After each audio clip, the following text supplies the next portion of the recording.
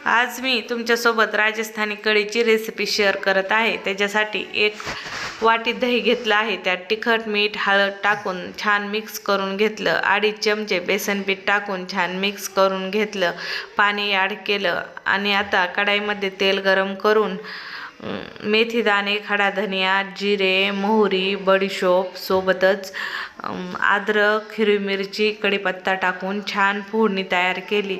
नंतर दह्याचं तयार केलेलं बॅटर ॲड केलं आणि थोडंसं पाणी टाकून गॅस फुल ठेवायचा आहे आणि फुल गॅसवर जोपर्यंत कढी उकळत नाही तोपर्यंत कढी ढवळत राहायची, नाहीतर दही फुटतं। म्हणून एक वेळेस उकळी आली की कढी लो टू मिडियम गॅसवर 20-25 मिनिट शिजून घ्यायची आणि वरतून 1 चमचाभर तूप गरम करून लाल चटणी, खडी मिरची टाकून फोडणी कढीमध्ये ओतून घ्यायची।